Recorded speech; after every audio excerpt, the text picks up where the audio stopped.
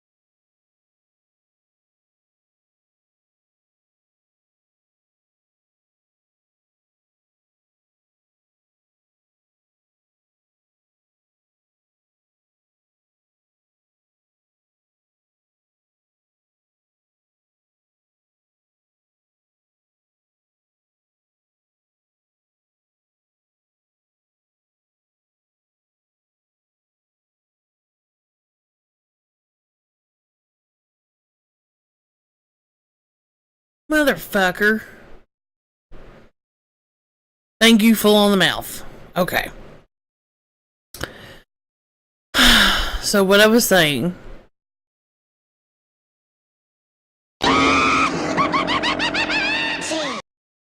planned on it. Since I was muted, what I was saying is before we get into the show, Mysterious Murder Mondays seems like a good way of breaking up monotony, because all we talk about is serial killers and things of that nature. So this is, kind of breaking it up. So we're going to talk about like unsolved murders, just murders that are weird and just like what the fuck moments, that type of shit. If you do, we also have upgrades to the stream. If you do exclamation point clips, you can see what you can do. Disregard the SFX command. That is no longer in use. And I forgot about it. So,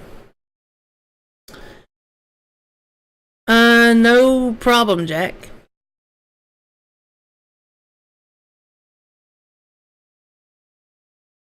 Paul Mouth decided to use his.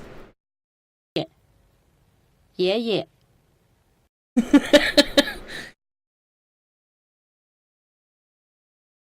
Trying to scare me with the Crypt Keeper.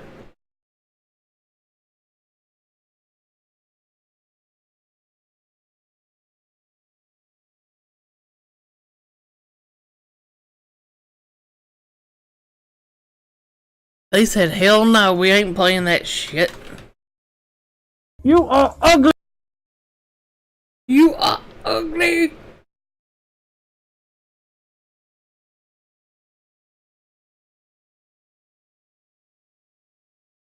I wonder if I have it to...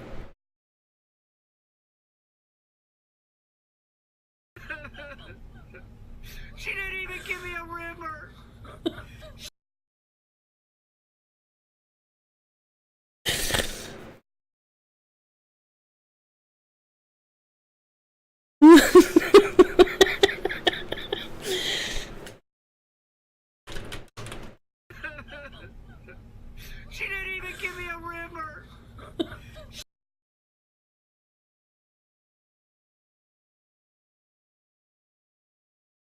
Did y'all hear the yeah when you put it in twice?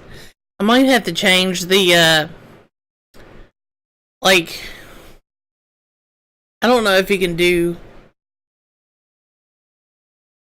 in a allotted time.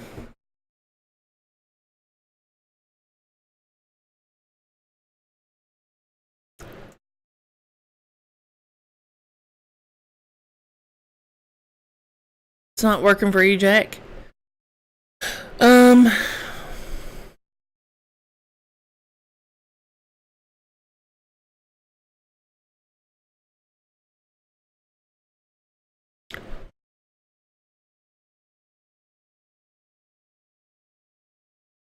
my God, cat.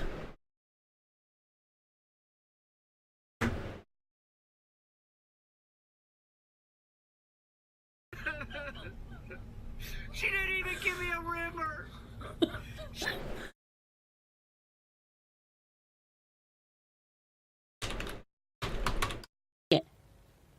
Yeah.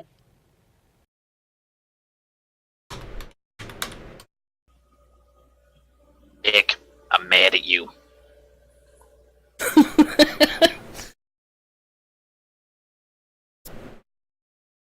The original.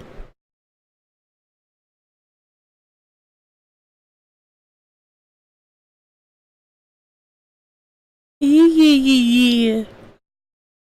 So whenever you type in mad, it should say, Cheryl's eyes are upon you, and then it should say that. I'm gonna have to edit them a little bit. Wait. I did add you to the regulars list, Jack, so you should be able to use them. Yeah. You should, though, because you're a regular. I'll figure it out. I will figure it out, but until then, let's get on with the show. The first bit of information that we're going to look at is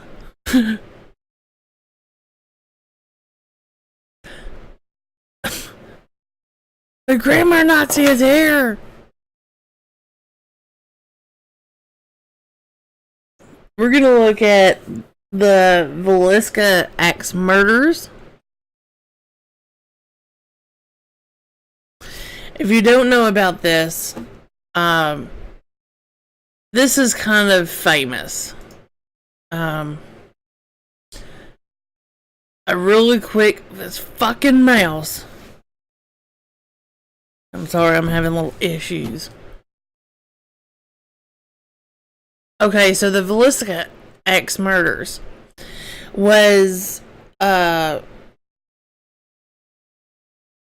this case will probably never ever be solved. It's been like 106 years or 107 years, my bad. So it was June 10th, 1912. I mean, Titanic, hello. The murders of the Moore family and 2 guests in Villisca, Iowa. They thought they found the guy and identified him as Paul Mueller, and they think he was a serial killer, that he traveled around the US and Canada killing up to 100 people. But they still don't think it's going to be solved, like, ever. So the murders was night of June 9th, 40-year-old Josiah Moore, his wife Sarah, and their children Herman, Mary, Catherine, Arthur, and Paul, headed home from a church event, with friends Mary Catherine's friends Ina May and Lena Stillinger. someone was waiting for the group in the attic of the Moore home, and he'd smoke a couple of cigarettes as he waited. Then sometime between midnight and 5 a.m., he killed everyone in the house with Josiah's own axe. He used a blunt edge on everyone.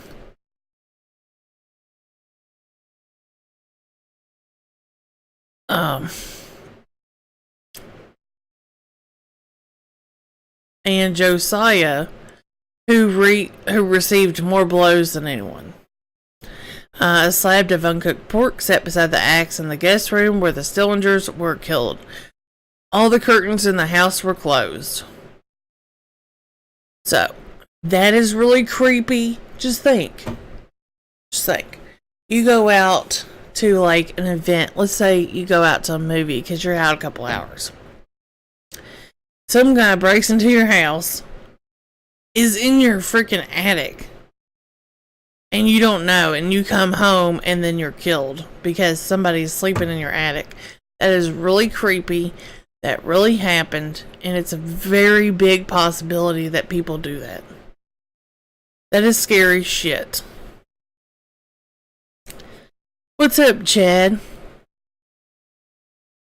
This fucking mouse. Only you can solve it, killer. You beat it a couple times. It'll fix itself.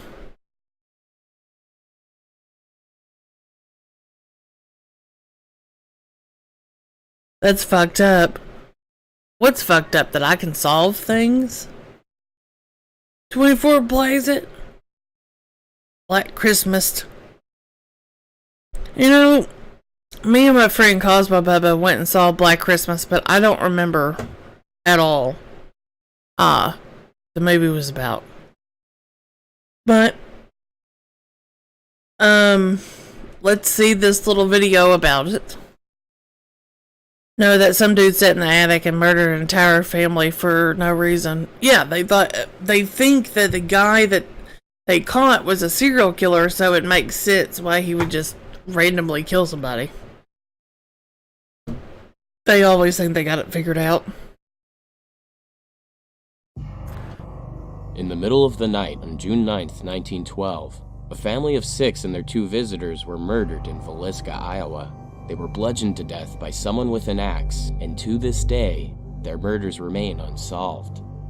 Villisca was a small town in southwestern Iowa with a population of between 2,000 and 2,500. In this town lived the Moore family, the father Josiah Moore, the mother Sarah, and their 4 children, 11-year-old Herman Montgomery, 10-year-old Mary Catherine, 7-year-old Arthur, and the youngest child, Paul, age 5. On June 9th, prior to the night of the murder, Sarah Moore had coordinated an annual event at the family's Presbyterian church called the Children's Day Program, which started around 8 p.m. The entire family attended the event. When the church services ended at approximately 9:30 p.m., Catherine Moore invited her 2 friends, Ina Mae Stillinger, age 8, and Lena Gertrude Stillinger, age 12, to spend the night at their house because the sisters were afraid to walk home in the dark. Mr. Moore called their residence to ask the parents' permission and got a hold of their older sister Blanche, who said their parents were out, but that she would give them the message. At around 9:30, they left the church by foot and arrived at their house between 9:45 and 10 p.m. The next morning, their neighbor Mary Peckham was in her yard hanging laundry around 5 a.m. when she noticed that nobody was awake at the Moore's house yet, which was unusual. At about 7 a.m., she became concerned when nobody had come out of the house to do their regular chores. She approached the Moore's residence and knocked on the door. When no one responded, she attempted to open the door, but it was locked. She went ahead and let the Moore's chickens out of their coop, then called Josiah's brother Ross Moore. When Ross arrived, he tried knocking and shouting through the door, but got no response. He also couldn't see into the house because the window shades had been pulled down. He eventually used a spare key to gain entry into the home. Inside, he discovered 2 bloody bodies covered by a sheet in the bed of the guest bedroom, and blood splattered on the headboard of the bed. He ran outside and immediately phoned Joe's hardware store and asked an employee to alert the town's marshal, Henry Hank Horton, that something terrible had happened. Hank arrived at the house around 8:30 a.m. and began his inspection. There was an uneaten plate of food on the kitchen table next to a pot of bloody water. All the mirrors in the house, and even the glass in the doors, had been covered with clothing that the killer had found while rummaging through the Moores' dressers. The axe used for the murders was partially wiped clean and lying against the wall in the guest bedroom, with a 4-pound slab of bacon wrapped in cloth sitting next to it. That's The odd. two bedrooms that the Moore family occupied had axe marks on the ceiling. Investigators knew these marks were from the attack because there were dust particles from the ceiling on the beds. They also concluded that the marks on the ceilings were not in correlation to hitting the victims. This led some to speculate that the killer was swinging the axe around in a crazed frenzy. Sarah Moore was the only one who had obvious slices in her unrecognizable face from the sharp end of the weapon. The rest of the victims had been beaten to death with the blunt end of the axe. The parents had their heads struck at least 20 to 30 times, and there was evidence that the killer had gone to their room twice. After the murderer delivered the fatal blows to everyone's heads, they went to the parents' rooms to do more damage. Josiah Moore was crushed completely from his upper jaw and up. There was blood, brain tissue, and skull fragments spread all over the top of the bed's headboard. In the guest room, Lena Stillinger was hanging a third of the way out of the bed, her nightgown pulled up above her waist, and her underwear thrown under the bed. Blood and brain tissue was on her pillow. She also had a blood spot on the inside of her left leg above the knee, and it's been speculated that the killer pulled her down the bed. Some think she may have been the only one who woke up because of the position she was in, while others think the killer pulled her down after he killed her. Her sister Ina was on the right side of the bed, facing left towards Lena, with her hips rotated so that her buttocks was hanging out of the bed towards the direction of the lamp that was sitting on the floor next to the bed. Because of this display, it's believed the killer placed them this way for his viewing pleasure. However, doctors concluded they were not sexually abused. Well, thank All of God the Moore for children that. appeared to have slept through the killings and were killed by blunt force trauma to the head. The marshal went back outside to Ross Moore and said, "My God, Ross, there's somebody murdered in every bed." He went back into town to get the doctor, and while he was there, made the grave mistake of mentioning the murder to some townspeople. Word spread like wildfire. Operators threw on the all-call switch that existed in the early 1900s and sent out a message letting everyone know about it. Stores closed down, neighbors and friends told everyone they could, and it didn't take long for the Moore's property to become a madhouse. At least 100 people invaded the home to gawk at the bodies, running and shouting from room to room, possibly disturbing evidence. The marshal tried to get the situation under control, but when he'd get people out one door, more would come pouring in through another. No one would listen, and the coroner didn't arrive until after the townspeople did. Luckily, the marshal and 2 doctors had gone in the house first and managed to complete an examination of the scene before people started barging in. 2 finished cigarettes had been found in the attic, leading investigators to believe that the killer hid out there until the Moore family got home and went to sleep. It's said that nobody woke up during the murders. Some believe the killer may have drugged their food so they would stay asleep while the killings took place. Another theory is that the killer delivered a single blow to their heads that was powerful enough to kill on the first strike, and then went back to the parents' room a second time to bludgeon their faces. There are 2 main theories to the bacon found wrapped in a cloth. The first is that the killer meant to steal it when they left. The other theory was that the slab of bacon had been used by the killer as an artificial vagina, judging from the way they positioned the Stillinger sisters, and that the bacon was next to them. However, no fluids or hair had been found at the crime scene. Are you At the fucking start of the kidding me? investigation, there were several suspects and people who gave confessions to being the killer, but all were eventually dismissed as suspects. There were axe murders happening in other states as well, along the trail of the Southern Pacific Railroad. Whether it was the same person or not, the axe murder sites were easy to reach if you were traveling by train. Many of the axe murders were done the same way, with whole families being killed and bludgeoned with the blunt end of the axe. Some houses even had the windows and mirrors covered, like in Villisca. It took 2 years for a trial to take place for the Villisca murders. It seemed like every person in town had someone to suspect. Everybody was scared, and the sense of peace Villisca had was gone. Days after the murder, I can't they take couldn't this find a gun or seriously door anymore. lock available because they had all been bought out. Peter Kane. Despite the many people who had been suspected, the prime suspects were Senator of Iowa Frank Jones, Reverend George Kelly, William Mansfield, Andy Sawyer, and Henry Lee Moore. Frank Jones was an employer of Josiah for several years until Josiah managed to open up his own implement company. It was after this that Frank and Josiah became competitive rivals. Yes. Their relationship became so bitter that they didn't talk to each other whenever they crossed paths. Not in even a town. courtesy. There was also a rumor, which had never been proven, that Josiah had an affair with Frank's daughter-in-law, which added contention to their already soured relationship. Frank became part of a theory that he had hired William Blackie Mansfield to kill the Moores. William Mansfield became a suspect of the Villisca murders 2 years after they happened, when he was suspected of killing his own wife, infant, and father and mother-in-law with an axe. He was also believed to have committed axe murders that took place in Paola, Kansas. The one who blamed him for the murders was Detective James Burns Detective Agency of Kansas City, who had pieced together a story with the winners of the trial against Jones. Mansfield's family was found bludgeoned, axe wounds, covered with clothes, and lamps on the floor by Thanks the for bed. the follow. However, Mansfield was acquitted of the charges when his payroll records proved he was in Illinois during the time of the Villisca murders.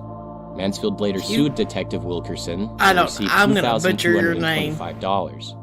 Several months after the Villisca killings, a man named Puget? Henry Moore, I don't know. who had no relationship to the Moore family, You have like 4 was follow convicted alerts for on the murder now? of his mother I and was grandmother like- in Columbia, Missouri.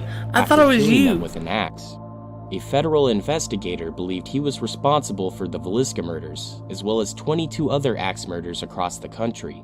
While he was never found guilty of the Villisca murders, he served 36 years of a life sentence for the killing of his mother and grandma. Andy Sawyer was one of the suspected Yeah, transients. that's not any He traveled around looking easier for work me. and eventually found a bridge foreman and pile driver and asked him for a job. He was hired on the spot. However, his behavior made his employer and the rest of the work crew worry. Andy had bought a newspaper to read by himself with the Villisca murders on the front page. He seemed very interested in the case and talked quite a lot about it. He also slept fully clothed while gripping his axe that he used to work the railroad. He apparently told the bridge foreman personally that he had been in Villisca that Sunday night when the murders took place and left town fearing he'd be suspected since he was new there. The bridge foreman turned him into authorities, but there was no real evidence linking Sawyer to the killings. It was also discovered that he had been arrested due to vagrancy in Osceola, Iowa when the murders happened. Another prime suspect in the Villisca murders was Reverend George Kelly. Reverend Kelly and his wife arrived in New York from England in 1904. He was a traveling preacher who preached across the U.S. at country churches. Kelly was well known as a sexual deviant who had mental problems. He was seen peeking through windows, and he had already been arrested for writing lewd letters to women who first wrote to him in response to a job offer. Reverend Kelly was a guest at the church the Moores went to on the night of the Children's Day program. The following morning, he had left by train around 5:19 a.m. When he heard about the murders, he became very interested in them, almost obsessed. In the following weeks, he started writing letters to authorities and family members asking about details of the murder. He even visited the crime scene and joined a team of investigators who just happened to be there at the same time. Some investigators thought it was strange how into the case he was, so a detective named Tom O'Leary wrote a letter back to him, asking him for details on the murder. Reverend Kelly's reply seemed far-fetched. He claimed to have been walking past the Moore's house when he heard the thud of the axe. He claimed the killer was disturbed by a couple walking by and had stepped out onto the porch until they had passed. He also said Mrs. Moore had reared up in bed before the killer struck. He's a The damn main thing killer. brought up against Kelly in court was that he was supposedly talking about the murder on the train that morning before it was discovered. A lot of people, including some authorities, were unsure of the credibility of his words because he had obvious mental problems. He's a Kelly damn was arrested killer. in 1917 and was put in jail all summer. When he was interrogated by 3 burly men, a state attorney, a sheriff, and James Risden, head of what would later be Iowa Criminal Investigation, they were shouting at him and threatening him, trying to get him to confess. Do it. Kelly said that God told him to commit the murders, saying, "Suffer the children to come unto me." After the confession, he recanted almost immediately. Kelly was tried twice, and both juries found him not guilty. Jury members, along with many other people in Villisca County, still believe that somehow Frank Jones was behind the murder, and somehow used his influence to frame a mentally ill man. Kelly also had a bruise on his cheek during trial, which jurors thought he had gotten during interrogation. Besides being mentally ill, he was only 5'2" and 119 pounds, with a quiet and calm personality. They didn't think Kelly mentally or physically fit the criteria for the crimes committed at Villisca. The investigations lasted for many years, but as time went on, the murder became a cold case. Whoever Oh, killed the man, Moores isn't and the that double Stillinger jeopardy? sisters took their secret with them to the grave. Over 100 years later, it remains one of Iowa's most perplexing murder mysteries. Okay. That is the Villisca axe murders. But here's the thing, full in the mouth.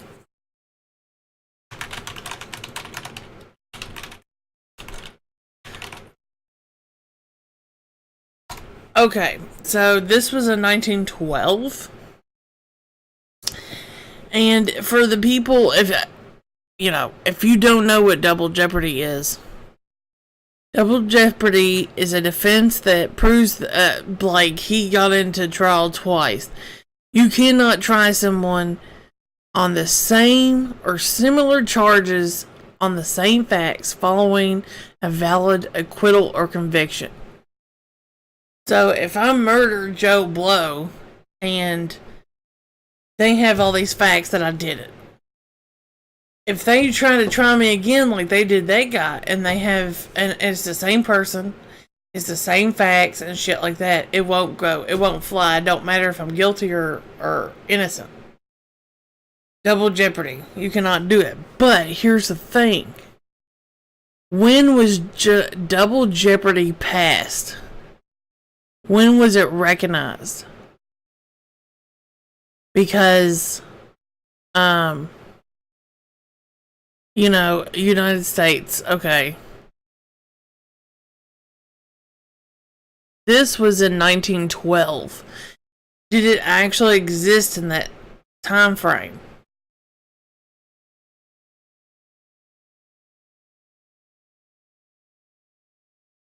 The only exception is to ban on retrying a defendant is if in a trial the defendant bribed the judge into acquitting him or her, since the defendant was not in jeopardy. Or to ban on retrying a defendant that is the perpetrator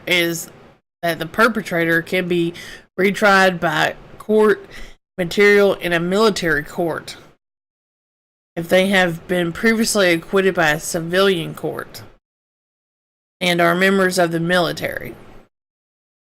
So that's the only way you can get double jeopardy, is if you're like in the military or you pay off a judge. You didn't get a fair trial.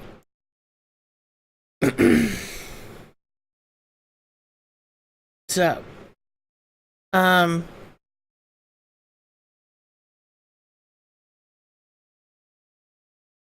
don't know. When I can't find a timeline for it. But,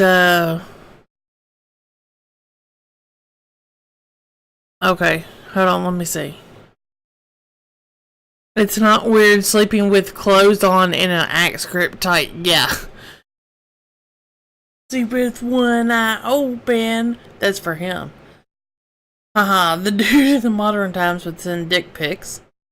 Weird, how was he tried twice? Double jeopardy. I think the guy was just crazy. Yeah, but I mean, like, a sane man killing people? That's kind of hard to believe, but I'm not just pinning it on him because he's crazy. I mean, like, if he's, like, talking about it and knowing shit before the crime scene was discovered, I mean, he has inside knowledge. Also, the people, maybe he would see the people that went into the house, like, after the fact, after the bodies were found. It was after, so he couldn't have been in the group of those people. as the way he describes it, he was just walking down the street, the killer got distracted, and how would he know that? He's just making it up.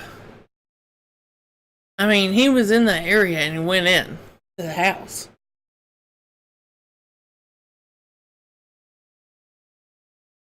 It's one thing if there's a hung jury, but to find him not guilty twice means they shouldn't have been able to.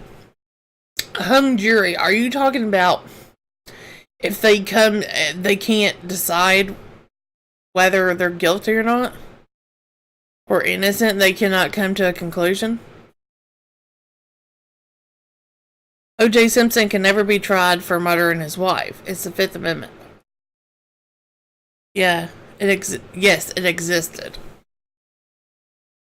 Do you know when it was existed? Like, was it 1800s? I mean, like, just out of curiosity. Speaking about curiosity, how about them morbid fuckers that went into that house? That is morbid curiosity. I mean, I know we have it too, because you wouldn't be watching the show, and I wouldn't be filming the show if I wasn't a little weird and interested in, like, death and shit. But I would not walk into a house full of murders. 1791. I had a moment there. Damn. Okay, so yeah, it's been established for a minute, you know. So there should been, like, first 10 amendments were our Bill of Rights. They were here forever. No, I didn't mean the Fifth Amendment. I meant,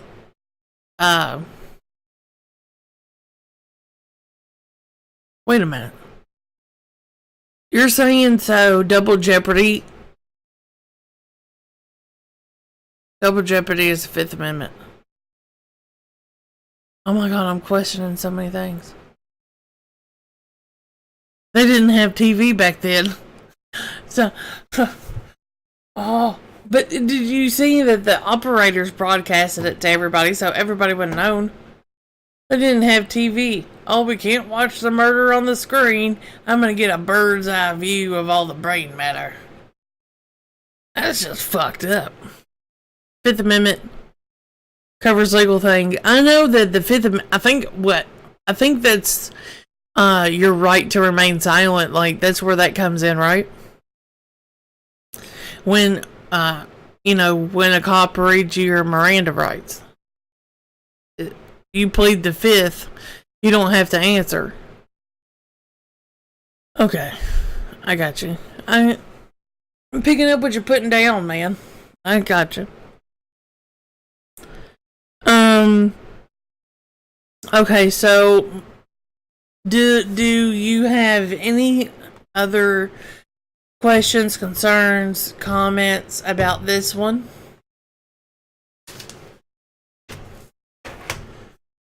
I still think it's a crazy guy that did it, but there's no way to prove it now. Plus, I mean, all them people walking in and out of it just, like, screwed the evidence. So there's no way.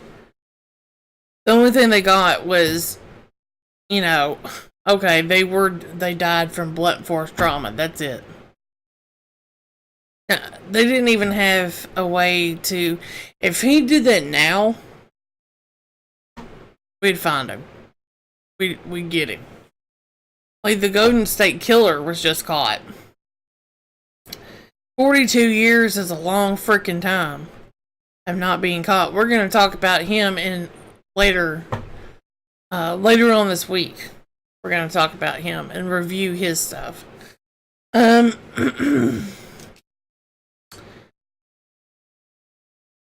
I pull the chat up too far?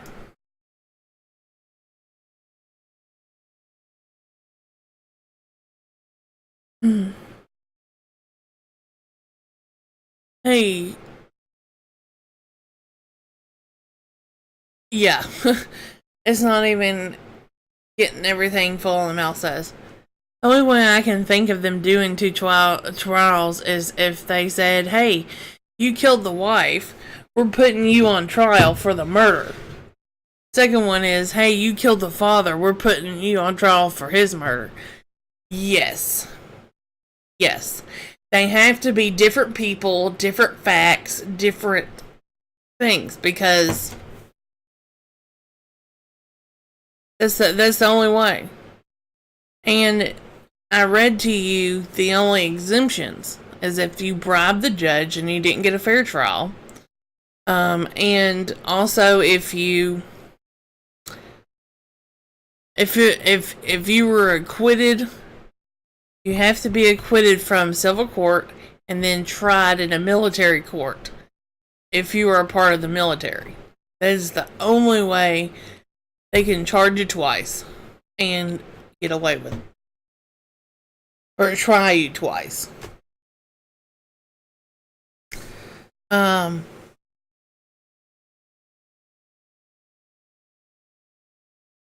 Honestly, this murder.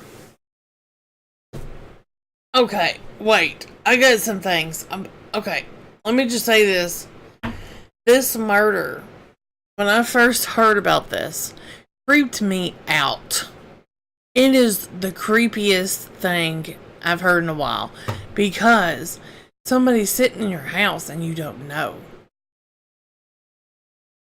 That's partly...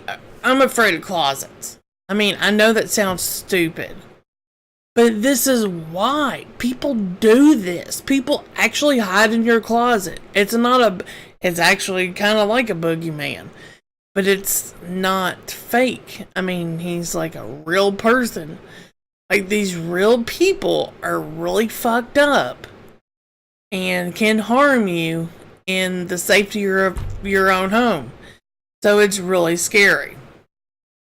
I always look into closets and stuff, or I'll leave them shut and just try not to think about it. There was a guy in Japan who thought his house was haunted. Sometimes he'd hear noises in the walls and things were moved when he would come back home. Oh my God, somebody was living in it?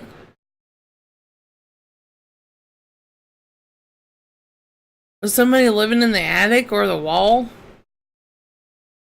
So we put cameras up to catch the ghost. Here it was a homeless woman that was hiding in his house and living there. Ew, dude. I'd be like, okay, Creepzilla.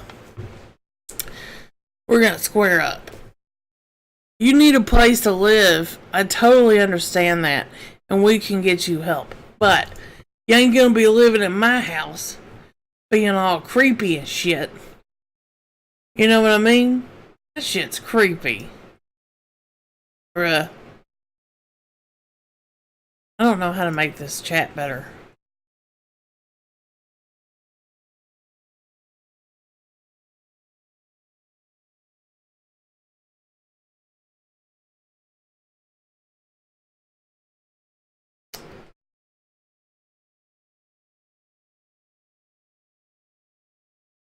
I don't know how to make the chat better, guys. For right now, have you ever listened to Night Vale Radio? I have not. I never knew it was a thing. They told about a woman living in some guy's Chad's house. Chad, you got a woman in there that I don't know about? You got a woman living in your crawl space or something? Oof. Oof. See, that's what I'm saying. These people are real. Whether they're harmless or not, that's fucking creepy and you need to get the fuck out. You know. What I was gonna say to you before, I forgot. Because I got on a tangent. Ha!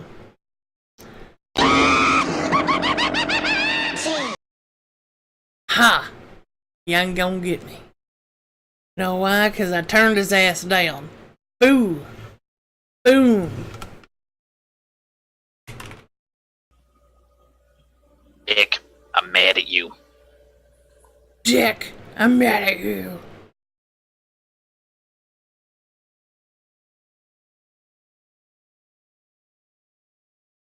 Oh, Cosmo Bubba, while you're here.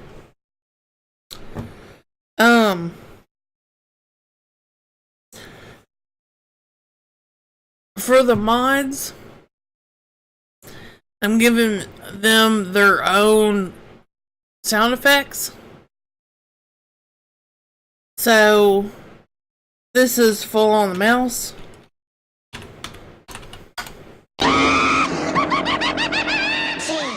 This is Jack Night Terrors. Yeah, yeah. So, do you have anything for you that you would like to see on here? Just let me know. It is a podcast. I don't know if it's still going on. That actually is a good name for a podcast. Night Vale. It's a fictional radio program set in a desert. It's like Twin Peaks. Honestly, I've never seen Twin Peaks, so I really don't know. I probably wouldn't get that reference, to be honest.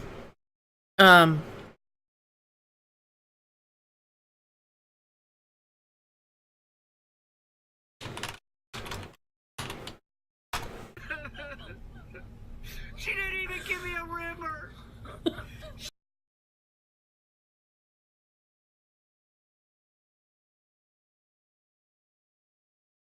Oh yeah, the bacon. The fucking bacon. That's what I was going to talk to y'all about.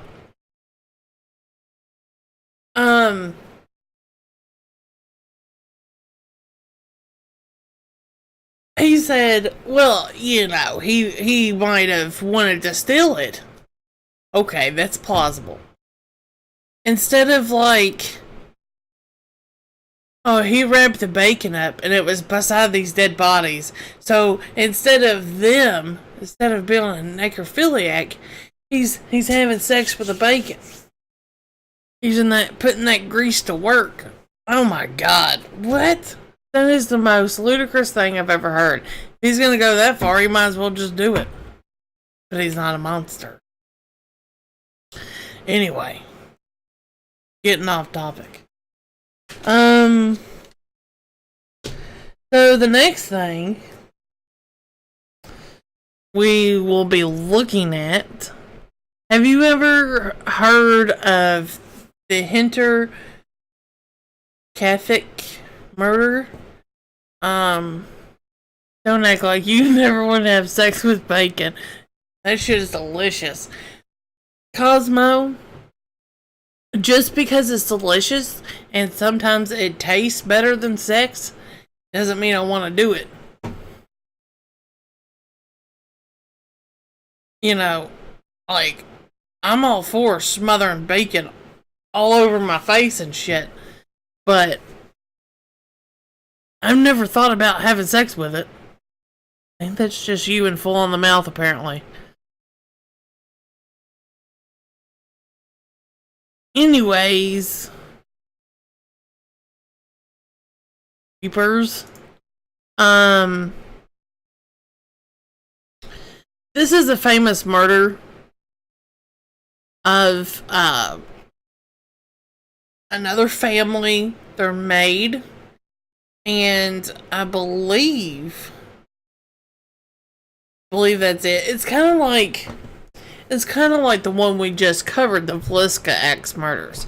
The only difference is, he murdered the entire family plus the maid. Didn't even leave. He stayed there to eat. He murdered these people. Got a bit to eat, and he was like, "Yeah, that was good killing." It's like, what? I can't describe it as well as this video should. So, this is the Hinder Kefek.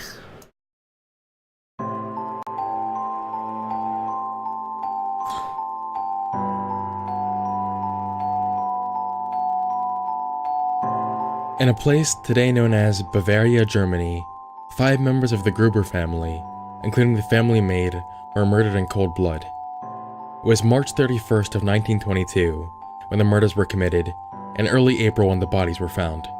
To this day, it remains to be Germany's most disturbing case of mass murder, with no perpetrator ever being discovered. However, to truly discover what happened, let's establish a timeline. The working maid at the time quit, claiming that the residence was haunted. She, who was unnamed, claimed to have heard footsteps in the attic and heard whispers. This, of course, caused her to leave and never return. The family thought she was insane and just delusional. Finally, a new maid was hired to live at the household and take care of the children, as well as the residents. She'd only worked 1 day at the estate. Also, the same day, the family discovered many things. They themselves began to also hear footsteps elsewhere in the house, when they knew for a fact no one would have been there. Mr. Gruber found the newspaper that he did not recognize and knew he hadn't purchased. A set of house keys went missing, as well as it was discovered the toolshed had apparently been attempted to be broken into, as scratches and such were strewn about the door near the handle. And most disturbingly, they found footsteps in the snow leading up to the house from the nearby woods, except no return footsteps were found. This, of course, brought the conclusion along with other evidence someone had entered the house and was staying there. However, the Gruber family was unfortunate enough to not understand this until it may have been too late. No one is sure of this, but the following is what is believed to have happened. At some point in the night, each member of the household, except for 2-year-old Joseph and 44-year-old Maria, maid of the family, were lowered into the barn and slaughtered, one by one with a pickaxe, then stacked upon each other like hay bales. Young daughter, 7-year-old Cecilia, was later found to be grasping clumps of her own hair and had bald spots on her head. This led investigators to believe that she died rather slowly and felt an enormous amount of torture, unlike the rest of the family, who were dealt deadly injuries that killed them quickly. The murderer then proceeded into the house, where he killed Joseph in his crib, then Maria in her bed. In the days following the murders, neighbors didn't suspect a thing. Many reported seeing smoke rise from their chimney. Their cattle were being fed, the estate was properly maintained.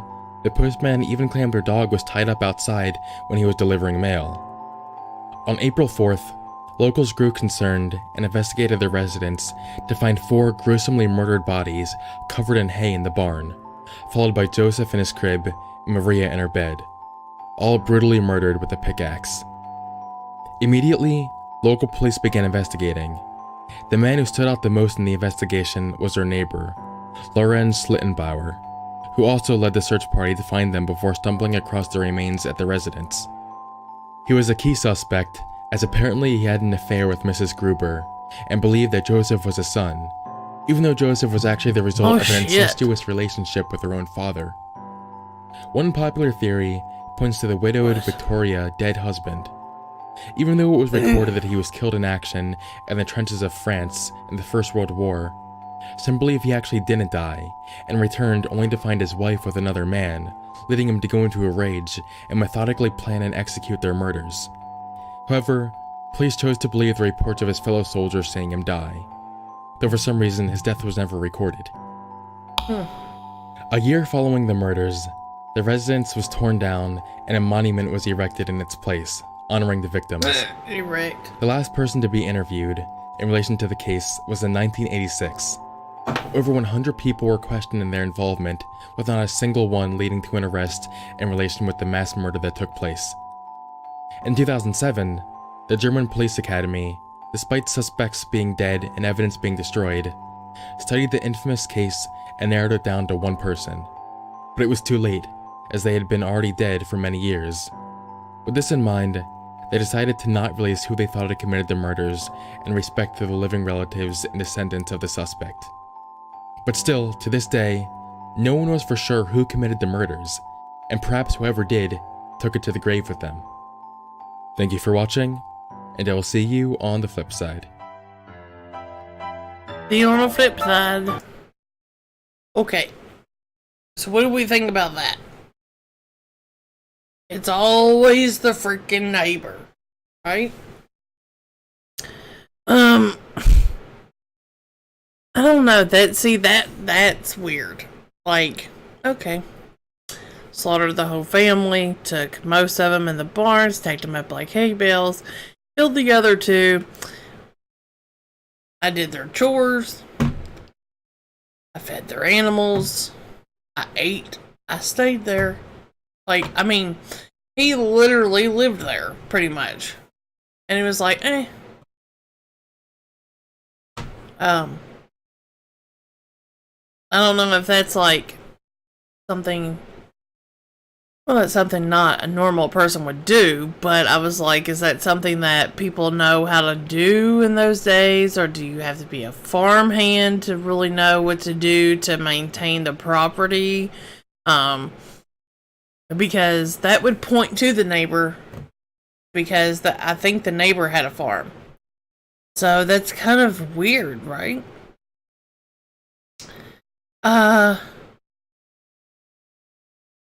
You know, the most insane part is that after these murders, the guy ate dinner and was like, oh, it's all cool, they're dead now. And the affair, like, I can see people going nuts and like killing people because people are crazy, and that might have just, you know, drove him over the edge.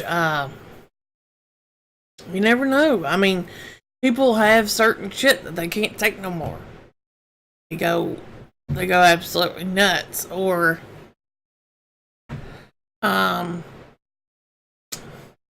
about like an incestuous relationship.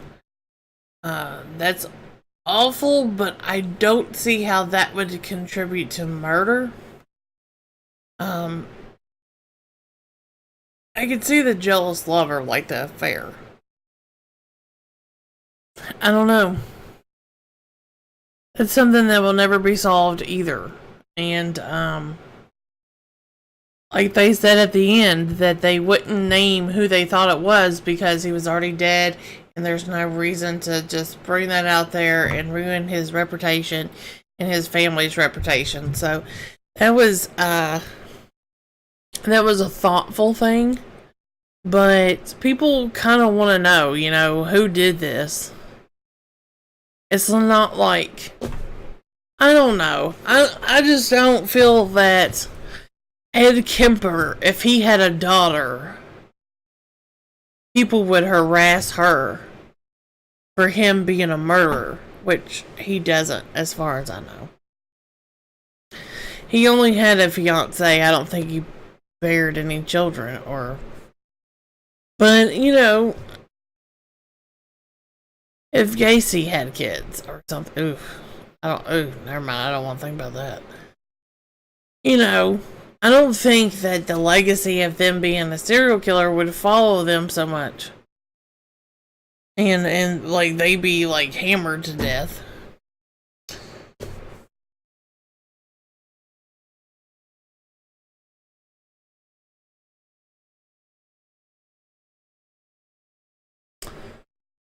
Okay. So that was the Hinter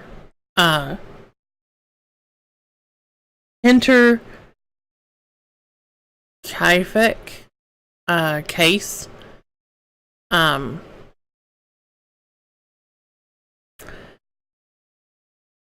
noticed something. I think I got it on here. I've noticed something that's weird. The Torso murders, I could not find a good video for that, so we're gonna have to go with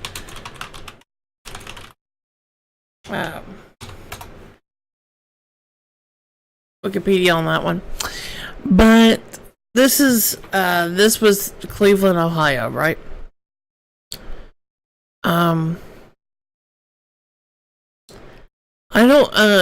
This guy's unidentified as well.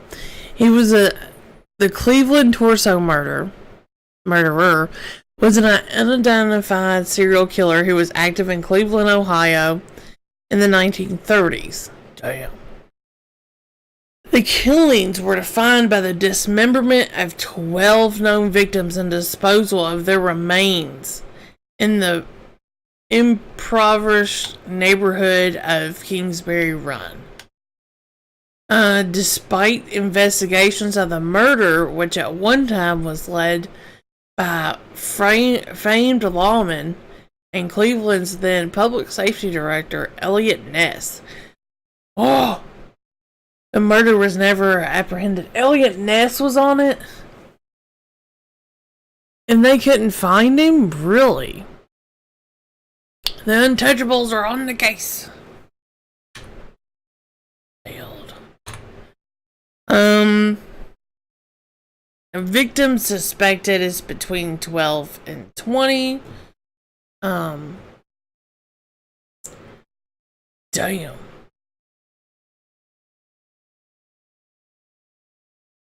So,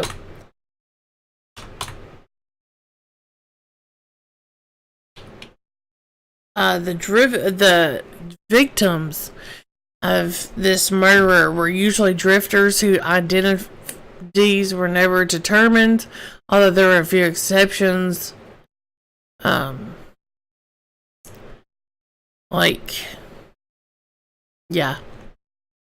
was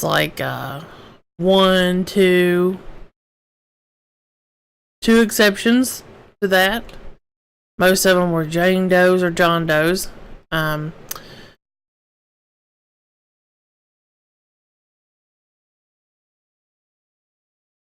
possibly Rose Wallace. All victims, male and female, appeared to hail from lower class society, easy prey in the Depression area of Cleveland. They were known as the working poor, who had nowhere else to live but ramshackle shantytowns in the area known as the Cleveland Flats. So, I guess they thought, okay, these are poor people. They're drifters. Nobody's gonna care about them. They're unknown. Nobody's gonna know they're missing. Type thing. Which, when you go with a serial killer, that's probably your smartest move. Because if you're like BTK and take out a whole family, in this day and age,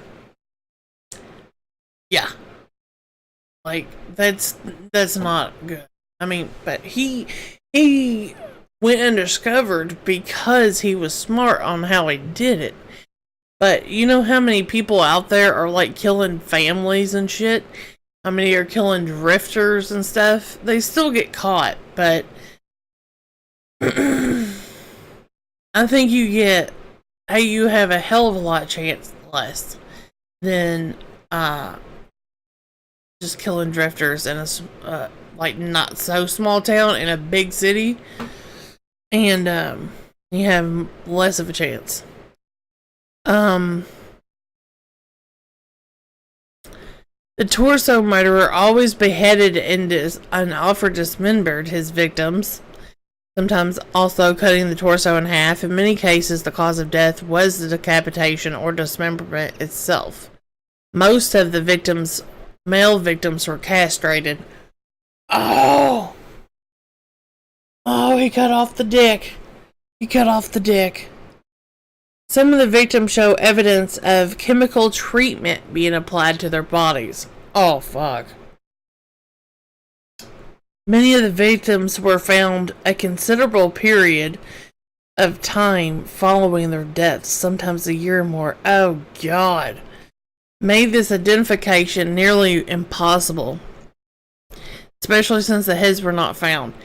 So, yeah, that's a good idea. That's actually pretty smart, because even if a body goes through the stages of decomposition, right, the bones are still going to be there. Think about this. Fingerprints, right? I have fingerprints because I'm alive.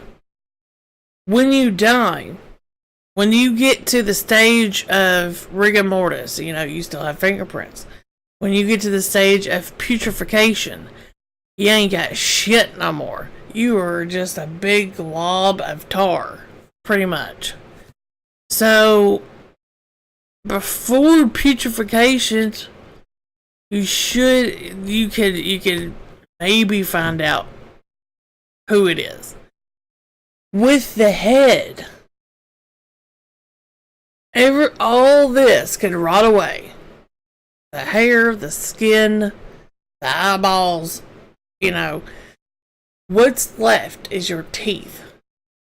That's like bone. That's bone.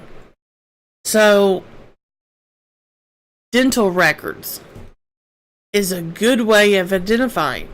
So they take the head, they take the identity. And plus, you know, if you have the head, you can be like, hey, do you recognize this person? Oh yeah, that's Joe Blow from down the street. I know who that is. There's no identifying it, period. Okay.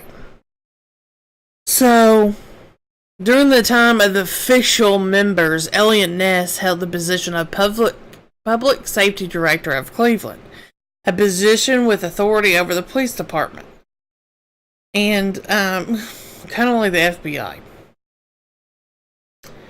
including the fire department. While Ness had little to do with the investigation, his posthumous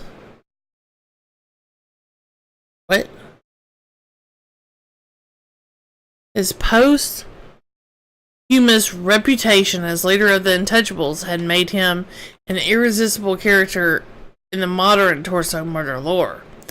Ness didn't do a lot, but he contributed in the arrest and the interrogation of one of their prime suspects, Dr. Francis E. Sweeney,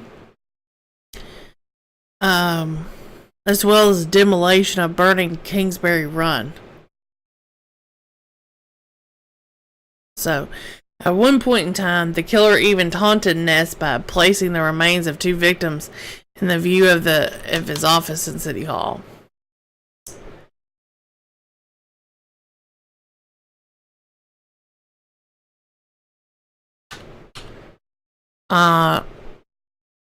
One they did identify was Edward Andrassy. He was found laying about 30 feet from John Doe 1. He had been decapitated and snip, and his head was recovered. It's the only way that they can find him. John Doe number 1, snipped and decapitated, head recovered. The skin was treated with a chemical agent that had caused it to become reddish and leathery. Jane Doe, we know who that one is. Florence Guinevere Halio, her body was dismembered. Oh shit. John Doe number 2 was decapitated. There was only one black victim. The rest were white. The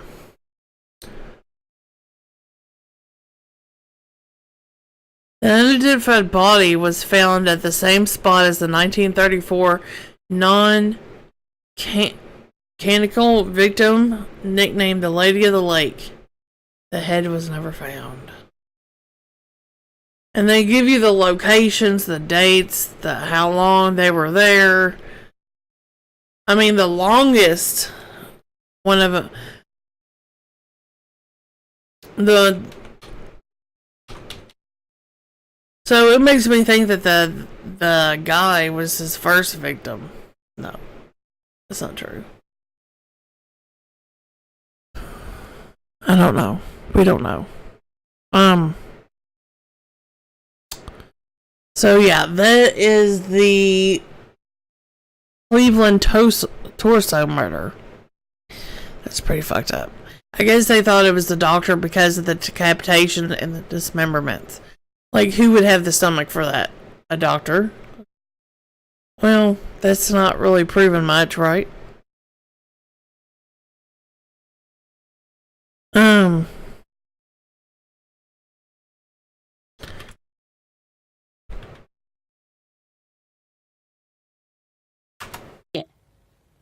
Yeah, yeah. so, you got any thoughts about that?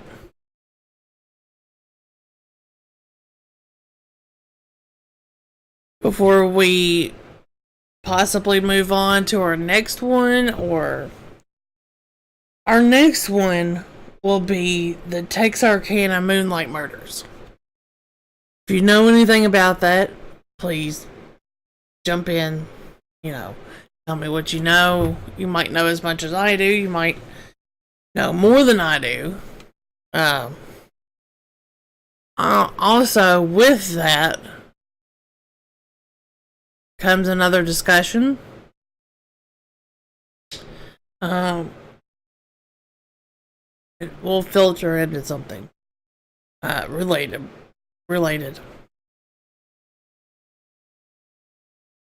Okay. Looks like, from what I can see, that everybody is okay with those facts, and there is nothing left to add. So, by the way, for the people that don't know, for like our Twisted Tuesdays or Wicked Wednesdays, Tormented Thursdays, and Film Fridays, more so Tuesday, Wednesday, and Thursday will have a spin of the wheel. The Film Fridays will be consisted of known serial killers that have their own movies or, stuff like that has adaptations of their story in a media format. Now, they can include the people that we've already talked about before. What goes on with the wheel is that we have 31 people on this wheel right now. These people we have not talked about. We're going to give you 3 people that are practically unknown. And we're going to spin the wheel for the high profile killer of the day. And like I said, that's only 3 days a week that we're going to do that. And yeah, and then we're covering. And he gets taken off the wheel every time, we cover that person. So, new guy every time, guaranteed. So the Tale of the Dreaded Sundown. So these murders, I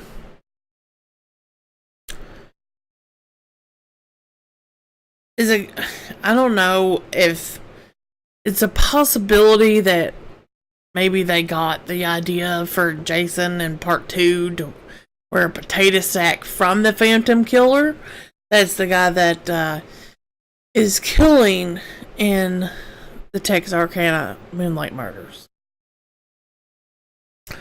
He wears a potato sack with an eye hose and hunts down teenage lovers. Sounds familiar, don't it? I really don't know if they're connected, but I'm just speculating. Here's a trailer to the Town That Dreaded Sundown, which is about the murders.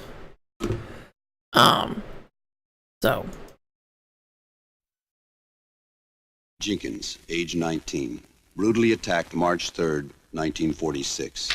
Howard W. Turner, 29. Emmylou Cook, 17. Bodies discovered in a wooded area on March 24th. Roy Allen, 17. Peggy Loomis, 15. Both found dead April 14th in Spring Lake Park. Floyd Reed, age 34. Murdered in his home on May 3rd. Mrs. Reed shot twice, but survived. This man's identity is unknown. He was believed to be between 30 and 40 years old. He wore a white hood and was known only as the Phantom Killer. World War II had just ended. In Texarkana, Arkansas, boys had come home to their families. Husbands reunited with their wives. It was a happy, peaceful time. Until the Phantom Killer struck. For 4 months, he held an entire city in the icy grip of terror. Now, Charles B. Pierce brings this incredible, shocking, and true story to the screen in The Town That Dreaded Sundown, starring Academy Award winner Ben Johnson as Captain J.D. Morales of the Texas Rangers. We got a cold-blooded killer here. A man who nobody sees. A phantom who, so far, hasn't made any mistakes. Andrew Prine as Deputy Norman Ramsey of the Texarkana Sheriff's Department. The only thing we really do know is that we've got a very strange person on our hands.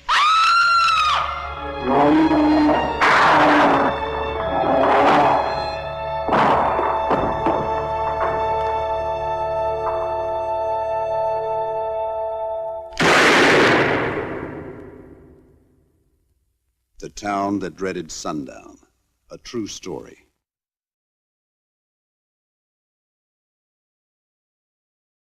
Okay, so that is the trailer for The Town That Dreaded Sundown, 1977.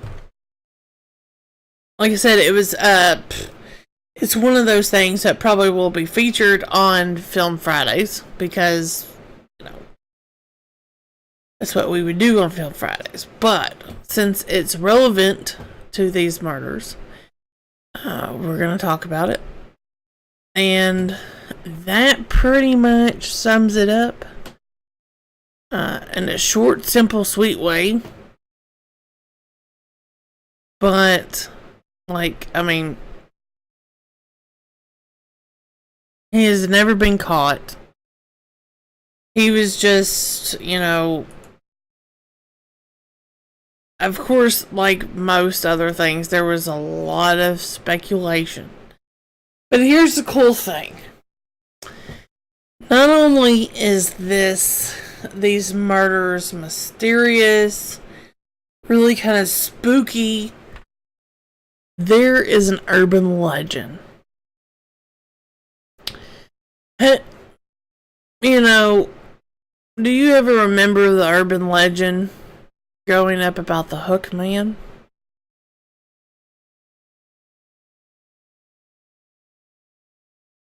The Moonlight Murders of Texarkana. It is thought that some believe that the Hook urban legend of the 1950s and 60s, based upon the legend of two teen lovers terrorized by a madman with a hook for a hand,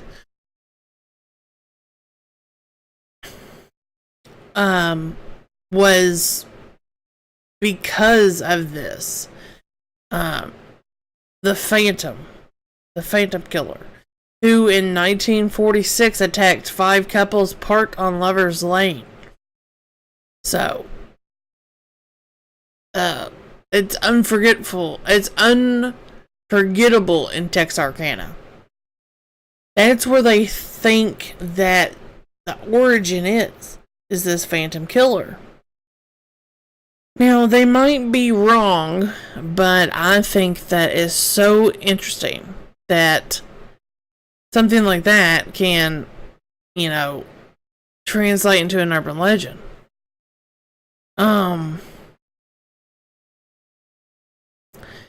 Speaking of urban legends, here's some murders that could have been attributed, or attempted murders that could have been attributed to what we know today as the urban legend. The Candyman.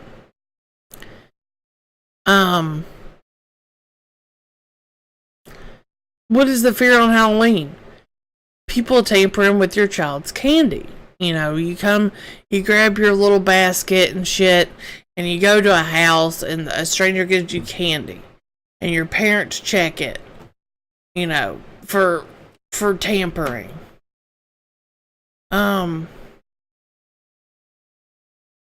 my parents used to do it. Even though the legend is prolific, like everybody knows it, in actuality, there's only one documented case of a child dying from tainted candy. 8-year-old Timothy O'Brien. Timothy was poisoned on Halloween by a real-life guy who used the legend to hide his crimes, earning him the nickname the Candy Man. The Handyman. I hand you candy and you die. So, yeah, somebody actually died from tainted candy. I think there's one with candy apples, razor blades in the apples and stuff. People fucking twisted.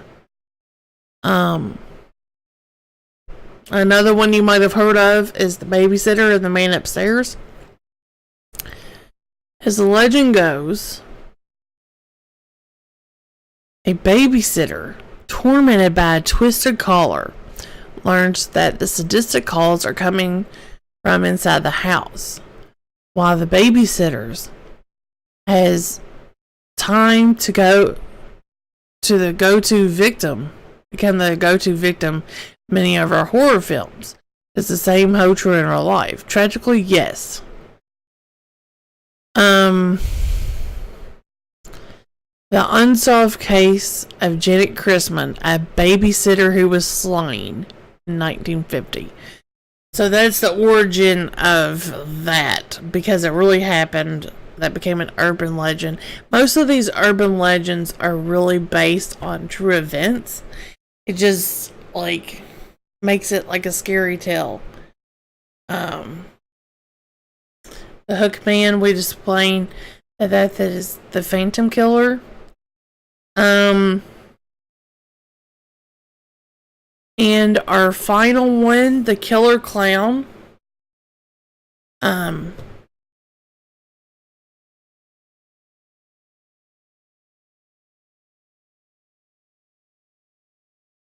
This is a Chicago one.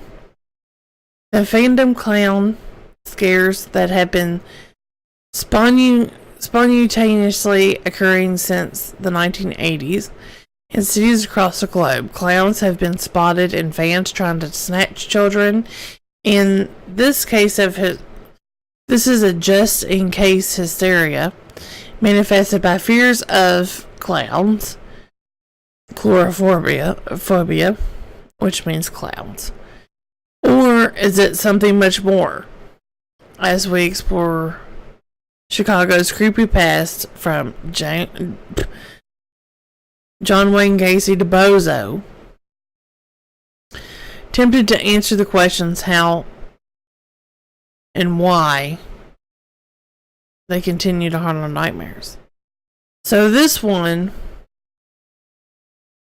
is like Homie the Clown scare. I don't know if it's really an urban legend, but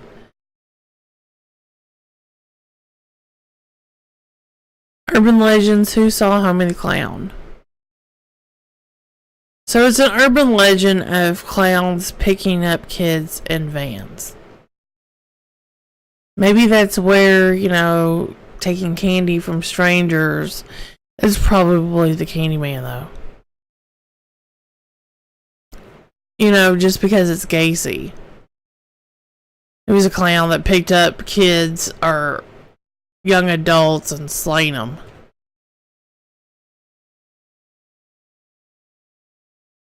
I don't know. But, oh shit.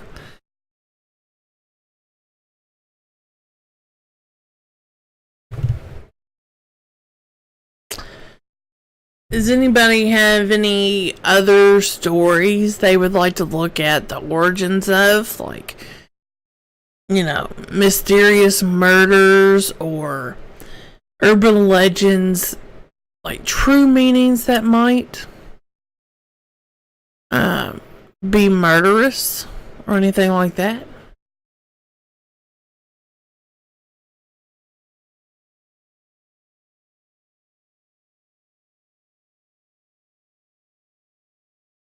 If not, we're going to call it to a close here. And we're going to end the episode. So, hold your tongue forever or speak now.